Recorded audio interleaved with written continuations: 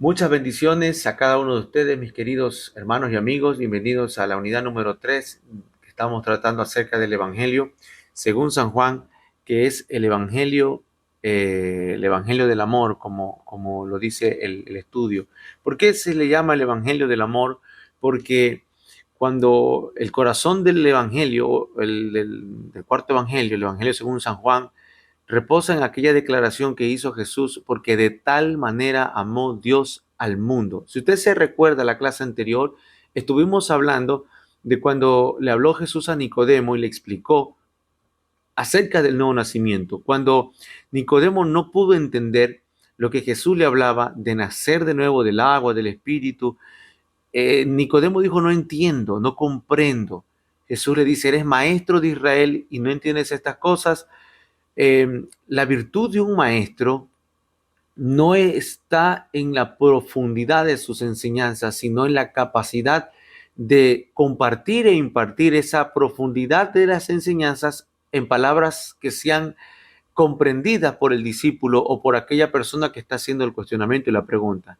Jesús entiende que él no entiende el lenguaje y le habla de acuerdo a su conocimiento y le dice: así como la serpiente en el desierto fue levantada, así será levantado el Hijo del Hombre. Esto da a entender, mis amados hermanos, que de la manera en la que la gente recibió salvación de la mordedura de las picaduras por causa del pecado, de esa misma manera van a recibir la salvación por medio de mirar a Jesús en la cruz. No está hablando las palabras de Jesús que salvan, no está diciendo que lo que salva es todo el cúmulo de enseñanzas que ha dado en el trayecto de su vida ministerial. Lo que está diciendo es que la obra consumada en la cruz del Calvario, eso es lo que produce la salvación. Porque si Jesús no se consuma en la cruz del Calvario, él no pasa de ser como Sócrates, como un Dalai Lama, como un Confucio, como un Mahoma, alguien que simplemente tuvo una filosofía de una vida disciplinada en la tierra, buena y justa, pero sin redención. Lo maravilloso de Jesús y sus enseñanzas es que conducen a la redención, porque no nos enseñan solamente a tener una vida feliz aquí en la tierra o abundante aquí en la tierra, sino que nos prepara para una vida eterna. Y aquí viene, cuando él está hablando de esto, él dice: de tal manera amó Dios al mundo, porque se trata del amor, porque el amor de Dios no solamente se ve reflejado en satisfacer o cuidarnos, librarnos de todo mal mientras vivimos, sino existe esa preocupación de que qué hay después de esta vida. La gente no entiende, hay gente estoica, hay gente atea, hay gente gnóstica que no creen en la vida después de esta vida. Nosotros los cristianos sí creemos, no porque sea una doctrina de la iglesia, sino porque Jesús lo prometió y Él se preocupó por la vida eterna, nuestra vida después de este cuerpo mortal, que muestra su amor en que no todo está terminado cuando morimos, sino en la vida por venir. Entonces dice: de tal manera amó Dios a este mundo que ha dado a su Hijo. Siempre cuando se pregunten, los niños pregunten, ¿por qué Dios permitió que Adán pecara si Dios pudo haberlo evitado? Pues lo permitió para darnos la oportunidad a nosotros de conocer a tan magnífico Salvador. No hubiéramos conocido la misericordia de Dios. Los ángeles no saben lo que son la misericordia de Dios. Los ángeles no saben por qué nosotros lloramos. Los ángeles no saben por qué nosotros levantamos nuestras manos y adoramos al Creador. Ellos no entienden por qué nosotros tenemos este grado de agradecimiento y presentamos nuestros diezmos, nuestras ofrendas y primicias con agradecimiento, con, con, con devoción, con honra, porque ellos no fueron salvos. A ellos no los rescataron del horno de fuego. A ellos no los rescataron del lazo del cazador y la peste destructora. A ellos no los salvaron de una condenación a las cuales estaban condenados. Nosotros, sin haber cometido el pecado, lo que lo cometió fue Adán, lo cometieron nuestros padres anteriormente, pero cargamos esa consecuencia del pecado. Y claro, al venir Cristo a nosotros, nos muestra ese amor, nos muestra esa misericordia, nos muestra esa gracia bendita, divina, maravillosa, que hace que su amor sea inagotable. Y todo este santo evangelio se conduce a mostrarnos las huellas del amor de Jesús, las huellas del amor de Dios para con nosotros. Y cómo es su esmero por darnos a mostrar, o su esmero por darnos a conocer el rasgo de la personalidad de Cristo en las cosas que hace, en las cosas que dice y finalmente en un diálogo personal. En sí así está dividido este glorioso evangelio, en mostrarnos y explicarnos las cosas que Jesús hizo. Y Juan detiene el libro al final cuando dice, y hay muchas cosas que él hizo, pero ya no se alcanzan a escribir porque no caberían en todos los libros habidos y por haber. Porque Juan tenía en mente explicar todo lo que Jesús hizo, no solo relatar y no solo contar. Mire que esa es una especie de preparación, una especie de ejemplo que nosotros podemos tomar. No solo es cuestión de hablar y relatar, también de capacitarnos para explicar por qué o qué quiso decir el Señor. Nos encontramos hoy hablando acerca del capítulo número 3 para hablar acerca de la mujer samaritana y qué es la conversación que tuvo. Fíjese que en otros relatos de los evangelios se cuentan el hecho, pero aquí nos muestra el detalle de la conversación que hubo con Nicodemo. Nosotros podemos entender cómo es el proceso del nuevo nacimiento gracias a los detalles contados en la conversación. Y hoy, en los detalles contados en la conversación de la samaritana, vamos a poder entender un aspecto de Cristo importantísimo, de que Él es el Cristo que viene a romper todas las barreras. No hay barrera que Él lo detenga para acercarse a la humanidad. Hay una manera muy interesante en la cual el Señor tiene pasadizos secretos en los corazones de los seres humanos. El Señor tiene pasadizos secretos que solo Él conoce y tiene una forma magistral para introducirse en los corazones más difíciles, porque hay pasadizos secretos en nuestros corazones que solo Jesús los conoce y Él puede entrar. No hay barrera para Él. El caso de la mujer samaritana es igual. Dice que le era necesario pasar por Samaria. Y sus discípulos fueron a comprar algo de comer. Parecía que Jesús estaba ayunando ese día. Ellos fueron a comprar de comer, creyendo yo en la omnisciencia de Dios. Puedo entender que Jesús ya sabía lo que iba a pasar, creyendo yo en la omnisciencia de Jesús, que Él se anticipaba a los hechos. Él quizás mandó a sus discípulos para allá, porque sabía lo que iba a pasar. No creyendo en la omnisciencia de Jesús, podría aplicar la interpretación a este texto de que fue una casualidad que Jesús se encontrara con esta mujer o que esta mujer se encontrara con Jesús, o simplemente Dios es un Dios de propósitos y que todas las cosas obran para bien. Sea cual sea el camino que yo le quiera dar la interpretación a este pasaje bíblico, llego al mismo punto. Dios es un Dios de propósitos y todo lo que Él hace nos ayuda para bien.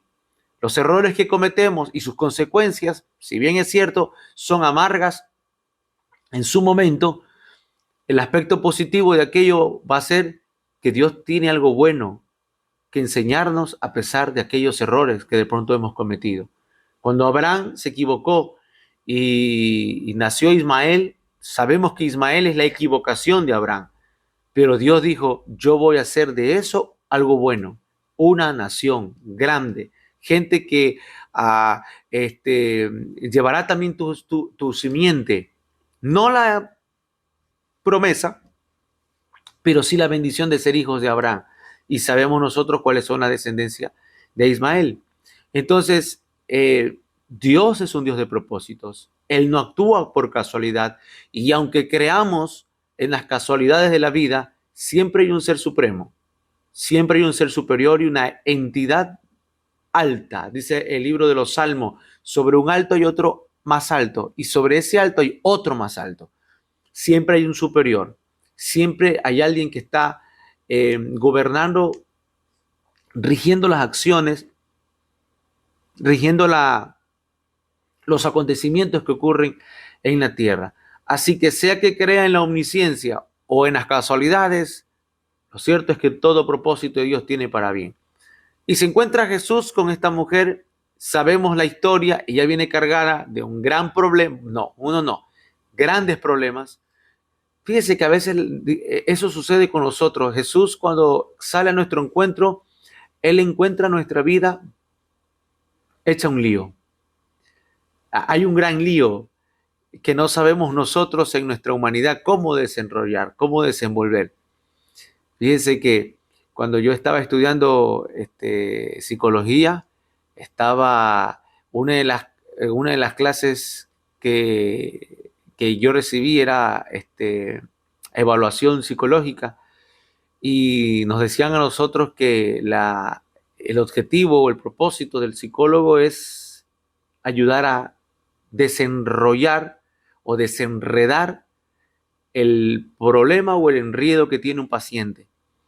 Mire que nuestro trabajo como psicólogos o futuros psicólogos, decían, no es decirle al paciente cuál es su problema, sino ayudarlo a desenrollar. Pronto, como un cable que está aquí, sí, todo enrollado así, empezarlo a jalar sus partecitas, parte por parte, hasta que ya quedó, ves, todo desenrollado. Ahora sí, una vez que está así todo claro, decimos, ya, así es el problema, ya se puede ver mejor la razón del problema. Y fíjese que funciona también, amado hermano, porque cuando nosotros lo aplicamos en consejería, yo lo aplico más que todo, escucho el problema de las personas, cuál es su problema, y parecería que vienen con un gran problema, pero en realidad es con un gran enredo. Una vez que se desenrieda todo, ellos mismos se dan cuenta de la solución y el problema que tiene. Entonces Jesús se encuentra una persona con un gran lío. Pero más allá del lío personal que tiene ella, Jesús lo primero que tiene que romper es la barrera política. Dice, ¿cómo tú siendo judío me pides a mí de beber, que soy samaritana? Hay una barrera política. Las barreras políticas muchas veces nos separan y nos alejan del amor de Dios que le podemos dar nosotros a la gente. Las barreras políticas, ¿por cuántos años separaron a los judíos de los samaritanos? No tengo idea. Pero las barreras políticas vienen a separarnos. Hermano querido, dicen que nosotros no podemos demostrar el amor, o ¿cómo lo puedo decir? Tener cuidado al momento de demostrar el amor con alguna persona que tenga una religión diferente a la nuestra, porque podemos ser malinterpretados. Hermano, en el nombre del amor, ¿qué importa si somos malinterpretados? Si tu enemigo tiene hambre, hay que darle de comer. Si tu enemigo tiene sed, hay que darle de beber. Si una persona que profesa ser atea o ateo, qué sé yo, necesita un abrazo porque se murió un familiar, un hijo suyo, hermano, quizás ellos nunca conocerán a Dios en primer grado, pero sí van a conocer a Dios a través del abrazo y una palabra de afirmación que uno pueda tener. Hay gente que no tiene la capacidad para creer en Jesús, porque Dios no se la ha dado. Nosotros tenemos la virtud de creer en Jesús porque es el don de Dios. Nos concedieron esa gracia. Hay algunos que no tienen esa gracia. Entonces, ¿cómo poder presentarles a ellos rompiendo las barreras? Es el momento de romperlas, como Jesús las rompió. Si hay alguien que tiene la habilidad de romper barreras, ese es Jesús. Y lo hizo bien. ¿Cómo tú, siendo judío, me pides a mí de agua de beber? Ay, mujer, si tú supieras quién te habla, tú le pedirías agua de beber. Lo importante, como le digo yo al principio, es aprender a hablar la verdad y hablarla en amor. Cuando a veces tenemos discusiones con personas de otras religiones, otros credos, otros sistemas, a veces predomina la razón que la verdad. Y cuando predomina la verdad, a veces la verdad se predomina bajo la motivación egoísta de la razón también y no del amor.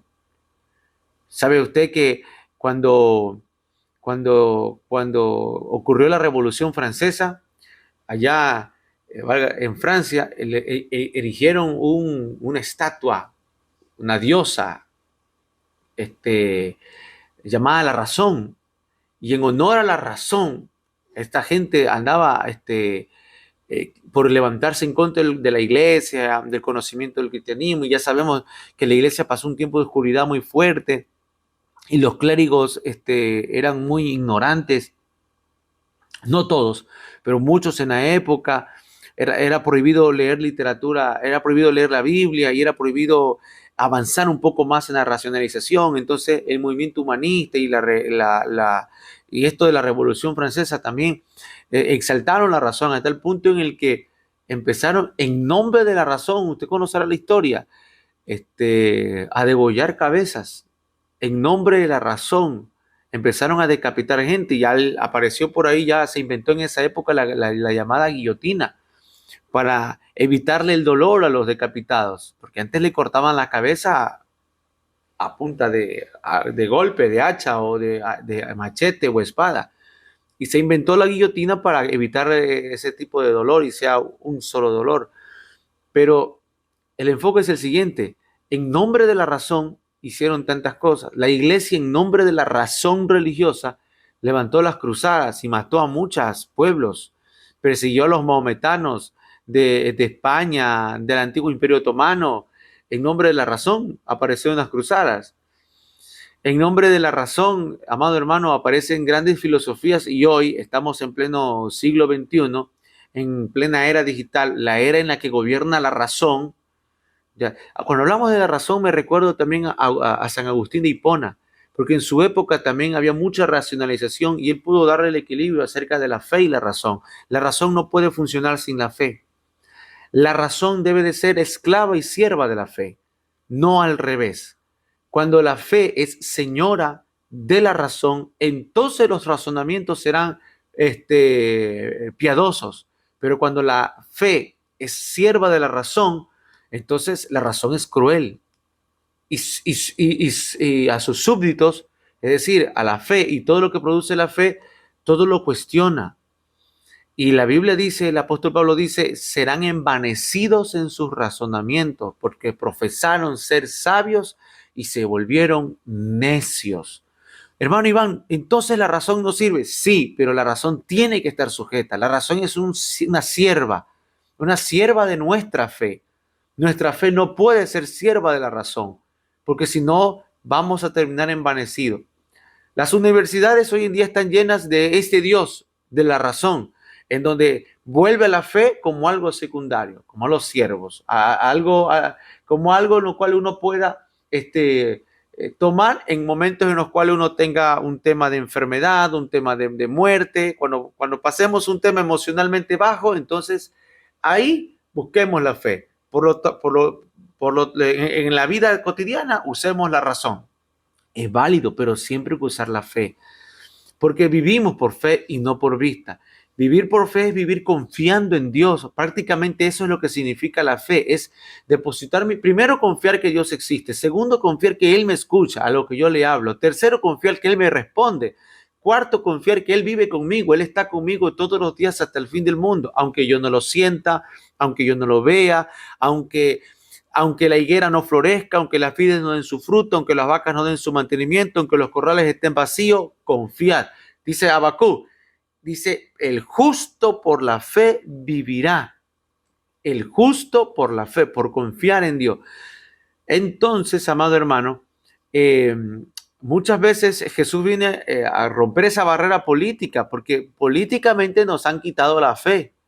Hoy en pleno siglo XXI, era digitalizada, todo el mundo está digitalizado, todo el mundo tiene inteligencia artificial, aprendemos a la inteligencia, todo eso es bueno, pero nada puede reemplazar la fe.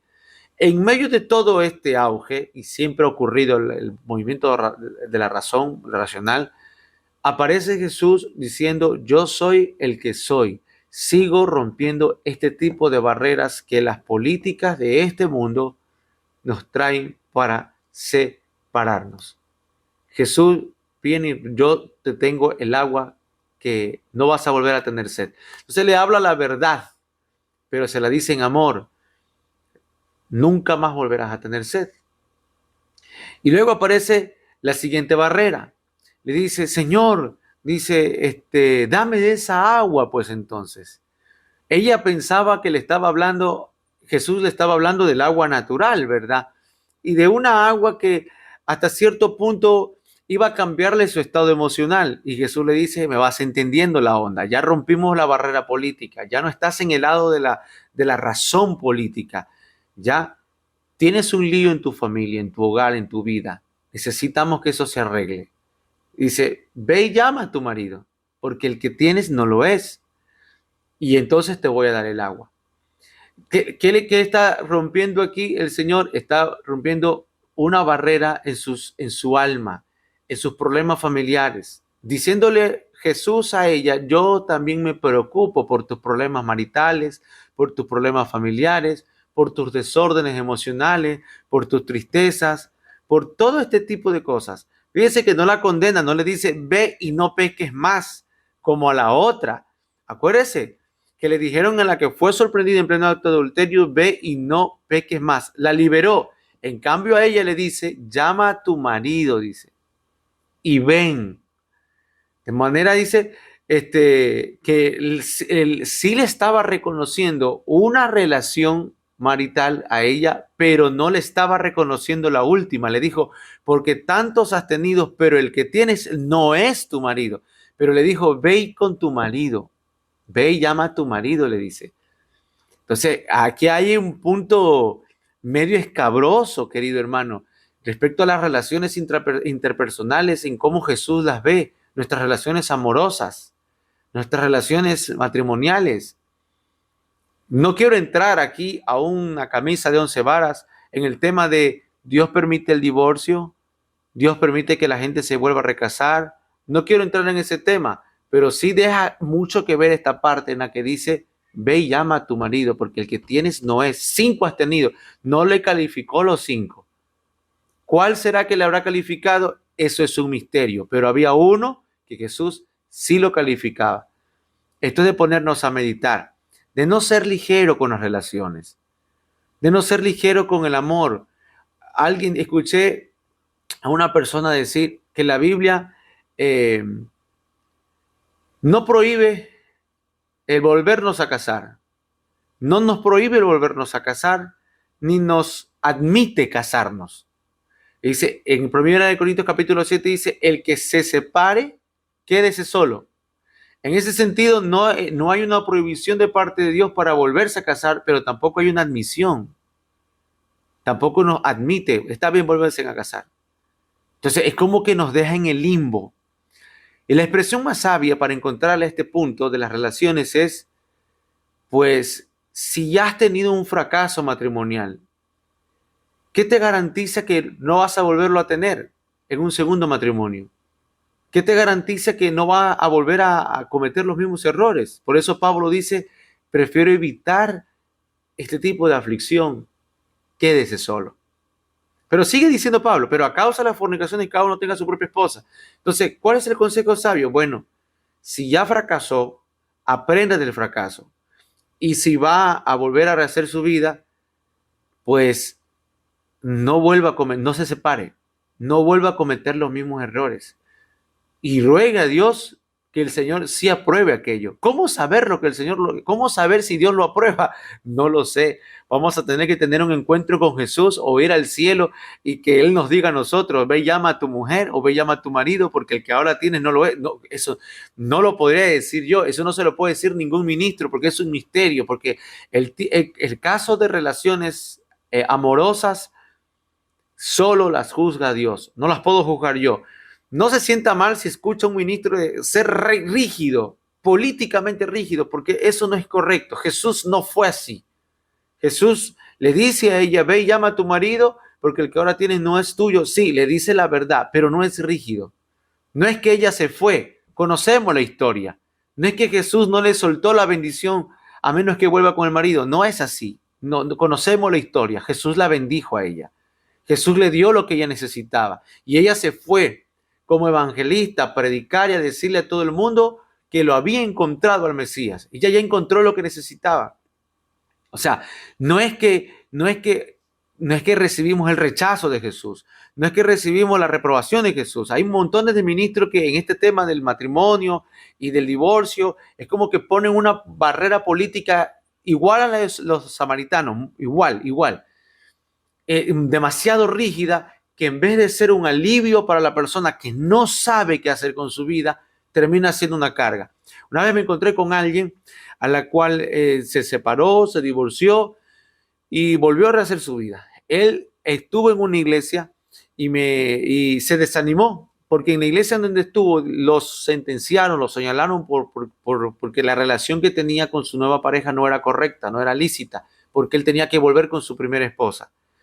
Entonces, él me viene a buscar y me pregunta, un día yo estaba predicando en un sermón y me pregunta, hermano, escuché su sermón y me gustaría pedirle un consejo, y me contó la historia. Yo le digo, pero no está mal. Digo, ¿por qué te sientes mal en la iglesia? Porque me dicen que yo debo volver con mi primera esposa, pero si ese matrimonio ya estaba roto, estaba fallido. Por último, ella ya está con otra persona, le dije yo.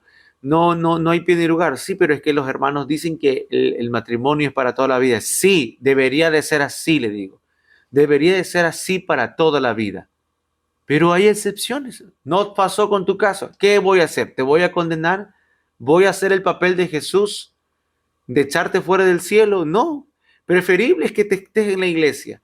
Preferible es que estés buscando a Dios. ¿Quién sabe si en el camino encuentres misericordia, Dios te bendiga y cuando te toque partir el cielo, pues simplemente no sé cómo jugará Dios estas cosas, le digo yo. ¿Qué sabré yo? No paso de ignorante, no me tome por ignorante, no diga, este hermano Iván no pudo dar un consejo como debe de ser a esta persona por ignorancia. No, yo no le voy a imponer una carga a alguien que no sabe qué hacer con su vida.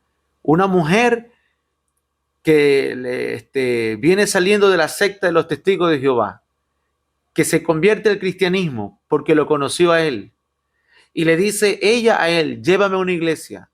Y cuando llegó a la iglesia se encuentra con esta realidad, que los hermanos no aceptaban el matrimonio. Y cuando yo los encuentro deprimidos y desanimados, y ella dijo, me regreso mejor a mi iglesia de los testigos de Jehová, porque en la iglesia cristiana evangélica no nos aceptan. Entonces yo ahí me rasgo las vestiduras. Yo me rasgo la vestidura. Y digo, un momento, que vengan.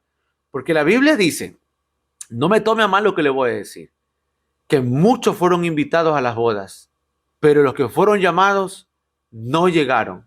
Y las bodas fueron llenas de los cojos, de los ciegos, de los mancos y de todos los que encontraron en las calles. Llenad las bodas de mi hijo, dice. Yo prefiero meter en iglesia a alguien a la cual pues quizás no califique para la política religiosa, pero que sea Dios en el camino corrigiéndolo, a lanzarlo al mundo, a lanzarlo a la depresión y a la angustia y darle un mal testimonio. La iglesia es la casa de Dios, casa donde debe de cohabitar, el amor, la comprensión, la justicia, la tolerancia. No toleramos el pecado, por supuesto que no vamos a tolerar el pecado, pero vamos a estar con las manos extendidas a la persona que llegue y diga, yo me quiero arreglar, me quiero casar, no, ¿por qué ponerles este tipo de cargas? Así que Jesús le dice, ve y llama a tu marido. No tengo, bien has dicho, ha sido sincera, no tiene. Mire que Dios premia mucho la sinceridad, es un valor impresionante. Las oraciones sinceras son más poderosas que las oraciones compuestas. Aquel fariseo lleno de oraciones y de ayunos 2 veces a la semana y que diezmaba de lo más corto, de lo más correcto aparentemente, no salió tan justificado como aquel publicano sincero que dijo, soy pecador, perdóname, no tengo mucho que decir. Hermano Iván, pero esa no será una apología al no crecimiento, porque la Biblia dice en el libro de Hebreos que debiendo de ser ya maestros, seguimos siendo como niños fluctuantes. Claro, esa es otra cosa muy diferente, porque el que no crece El que no madura, pues está pecando. ¿Por qué? Dice que sabe hacer lo bueno y no lo hace, por supuesto. Pero esa actitud de ser sincero con Dios debe de ser aplicado por los niños recién convertidos a Cristo, recién nacidos, y por los que hemos alcanzado cierto grado de madurez. La sinceridad debe estar en nosotros siempre con Dios, porque Dios nos conoce. Dios conoció a la samaritana, la vio y le dijo, tantos maridos has tenido, ve y llama. Así que Jesús le viene a romper una barrera que había en su alma. ¿Qué problema tendría esta mujer que tenéis inestabilidad en sus emociones? Quizás eso le vino a romper. Fíjate, hermano, que a veces Jesús viene a romper trabas en nuestra alma, trabas en nuestros corazones, trabas en nuestras formas de pensar, paradigmas que a veces tenemos nosotros en la cabeza que no nos permiten avanzar, crecer, desarrollar, y simplemente una palabra de Jesús trae a un rompimiento de esa barrera. Y finalmente le rompe la otra barrera, que es la barrera religiosa. Como la religión también produce grandes barreras. Y ella le dice, nuestros padres nos enseñaron este catecismo. En este monte tenemos que adorar. Pero ustedes tienen otro catecismo diferente, le dice. Yo le digo catecismo, que es enseñanza diferente. ¿Cuál es? Que hay que adorar en ese monte.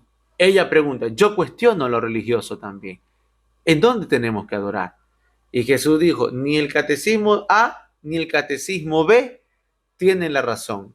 Llega el momento en que el Padre, que los adoradores adorarán al Padre en espíritu y en verdad. Porque el Padre, esos adoradores, están buscando. Ese era el motivo de la conversación de ella. Ese era el propósito de la conversación de ella, porque ella cuestionaba el catecismo del uno y del otro.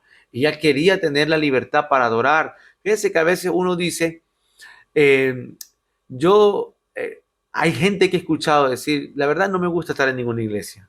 He tenido mala experiencia con las iglesias, las congregaciones, los pastores, y me gustaría tener una relación libre con Dios. Mucha gente habla de esa manera, porque a veces hemos presentado mal al Dios de la palabra. Y hemos presentado mucho más a nuestro Dios que encontramos en la palabra, que usamos la palabra para justificar el Dios que nosotros nos hemos inventado. Pero muchas veces en las iglesias no abunda el Cristo de la Biblia. El Cristo de la Biblia, el Dios de la Biblia, no abunda a veces en la iglesia, no se enseña muchas veces en la iglesia o no lo conoce la gente. Entonces la gente se hostiga. Y se encontró Jesús con esta mujer porque este era el punto de la adoración, el punto de la búsqueda más sublime, el punto de tener no una relación con Dios dogmatizada, sino sincera, personal, genuina, transparente. Y Jesús le suelta esta perla. Tales adoradores que son genuinos en espíritu y en verdad. Espíritu dice en esencia. Gente que adore en esencia, que entiende el corazón de Dios, no desde el punto de vista de la ordenanza institucional de una iglesia o de un sistema religioso, sino desde el sentir mismo de Dios. Aquella persona que adora a Dios desde ese sentir y lo adora en verdad, es decir, que tiene la decisión de andar en la verdad, el Padre los anda buscando, dice, como una perla, los anda buscando.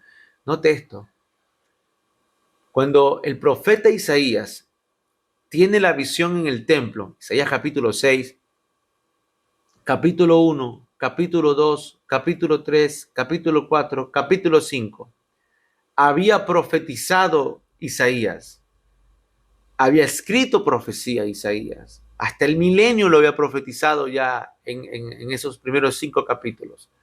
Pero él tiene el encuentro con Dios en el capítulo 6 y en ese encuentro él testifica que él tiene labios inmundos.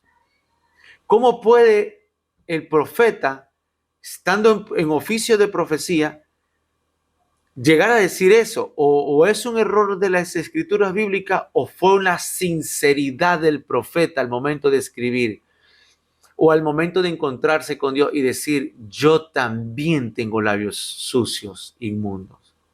Ahora, cuando usted estudia la visión del profeta Isaías, hay que preguntarse, ¿dónde estuvo Isaías viendo la visión? ¿Dónde vio a Dios en la visión? Dice que vio a Dios en el templo y vio que su vestimenta, dice, las faldas de su vestimenta cubrían todo el templo.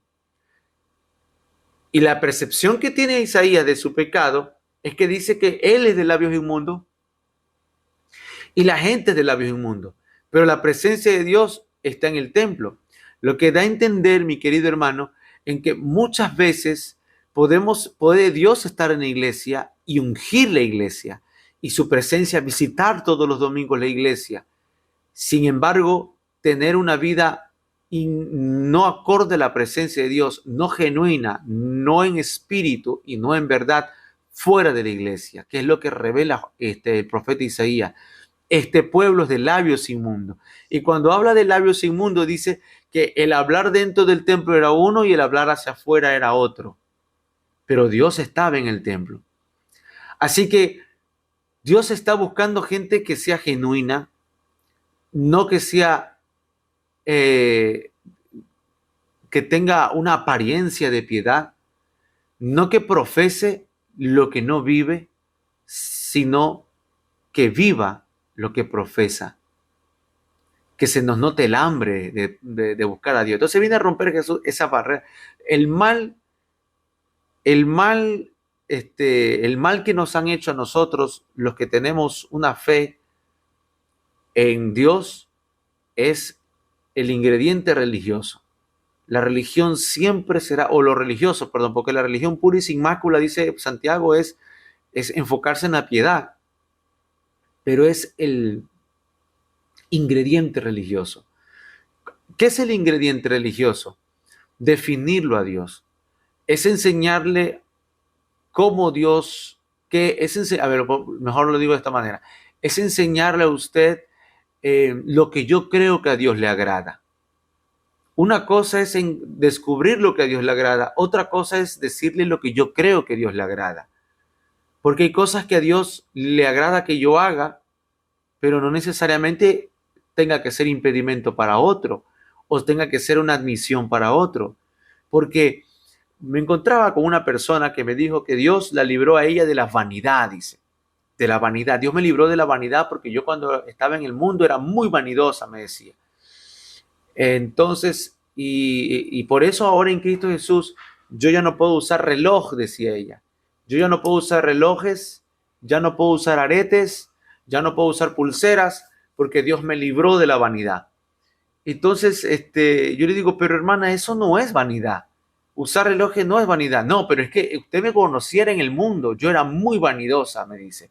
Yo lo que gastaba, a mi marido le decía que me compre porque necesitaba tener cosas. Ah, ya muy bien. Entonces, para usted es una prohibición porque eso la conduce, la infla. La concupiscencia de la vanidad la infla. Entonces está muy bien. Quítese todo eso porque a usted eso le hace daño. Pero mucho cuidado con enseñarle eso a otra persona que no tiene ese problema de concupiscencia. Y le vaya a decir que el reloj es malo, ponerse una cadena es mala, un arete es malo, porque no es ese es su problema.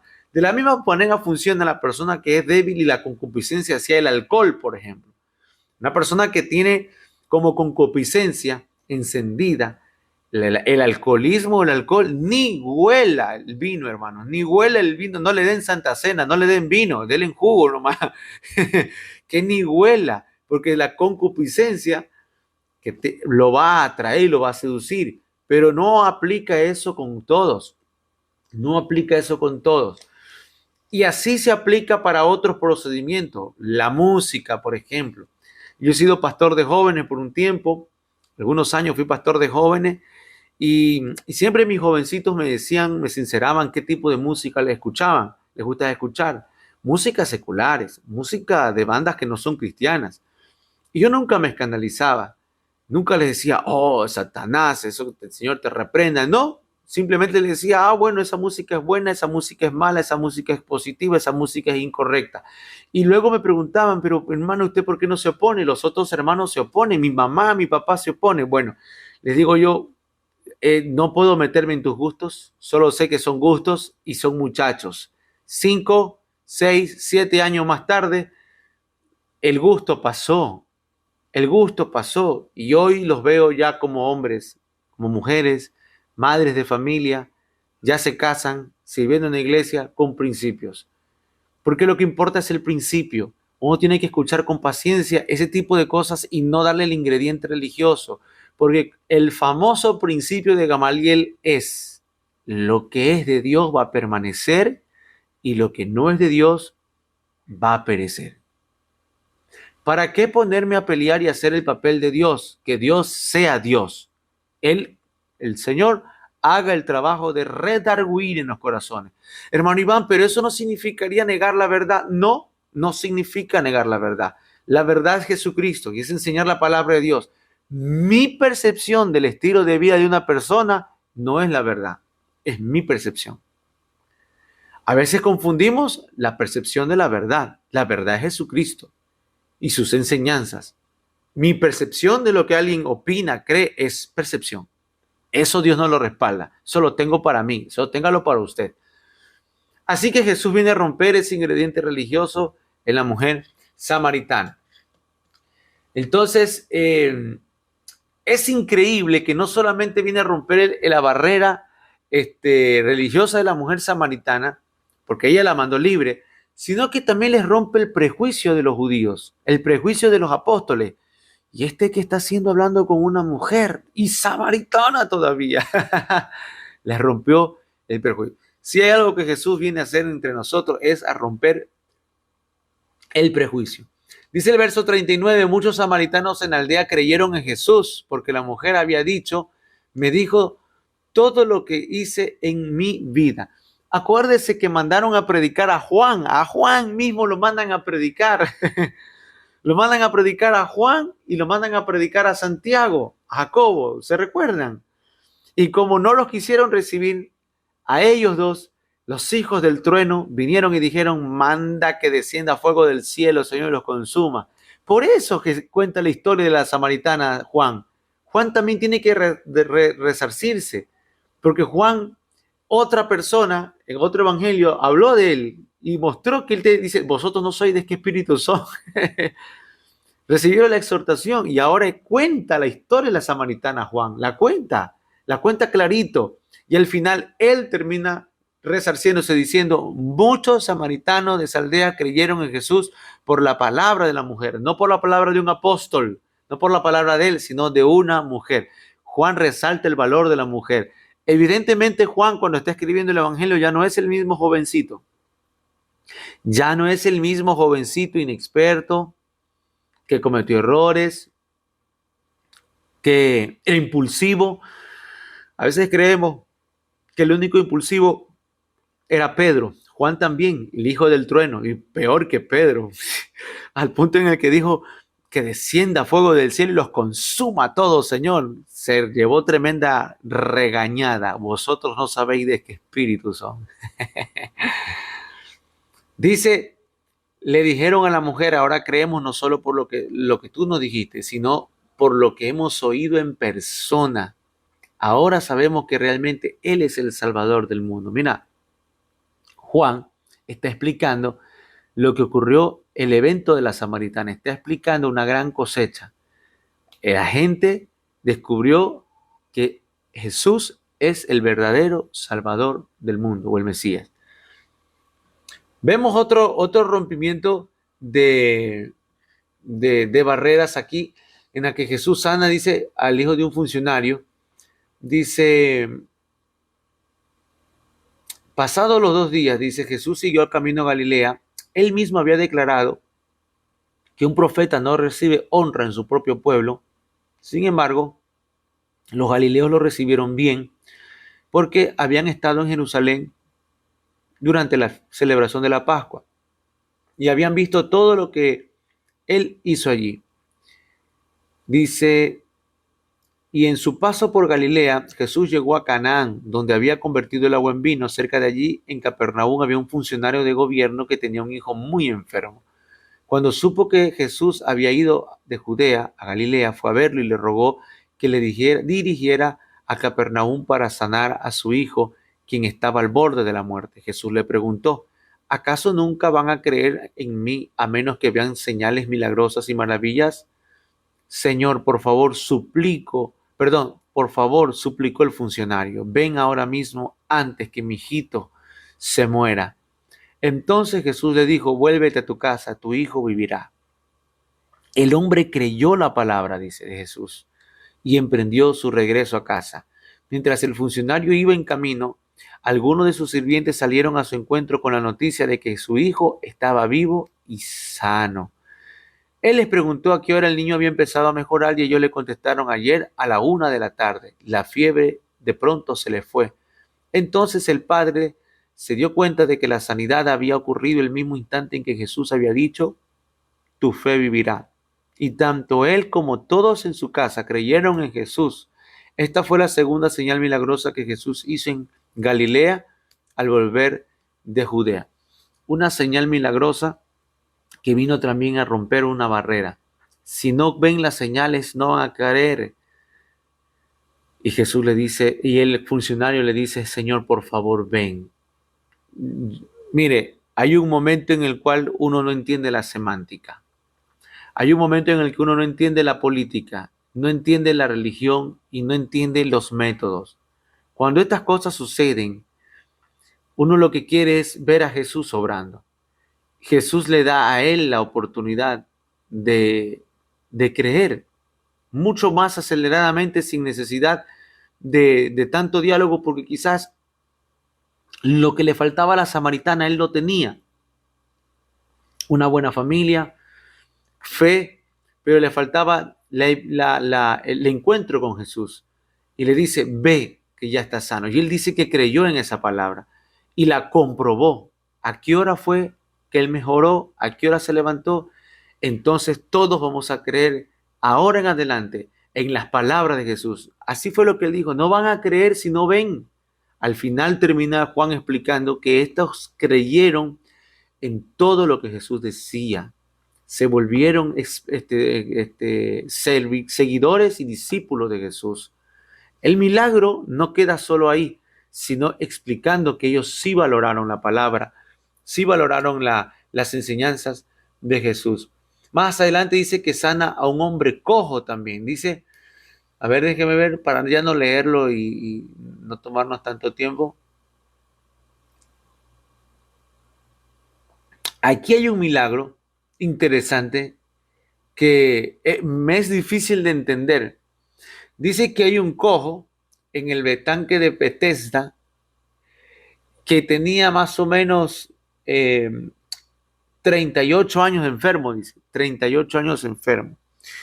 Este milagro no lo entiendo muy bien, así racionalmente no lo entiendo muy bien. ¿Saben por qué? Porque Jesús le dice a él: si quieres ser sano, levántate. Era día de reposo, era día de reposo. Si quieres ser sano, levántate, le dice. El hombre no sé cómo tuvo la fe para ser sano y se levantó. Y andaba, dice, feliz y contento con su cosa esa, su lecho, su camilla. Y los fariseos lo encontraron y le dijeron: ¿por qué estás en día de reposo andando con el lecho? Y él no tuvo la conciencia o el tino de darle gloria a Dios, sino que lo acusó a Jesús. Mire que hay otro milagro similar. Más adelante, el milagro del ciego de nacimiento, el cual Jesús también lo hace en día de reposo. Lo hace Jesús, tenía toda la vida ciego y dice: ¿quién pecó? Sus padres. Nadie pecó, dijo Jesús. No anden buscando. Mire, el ingrediente religioso siempre va a buscar un culpable.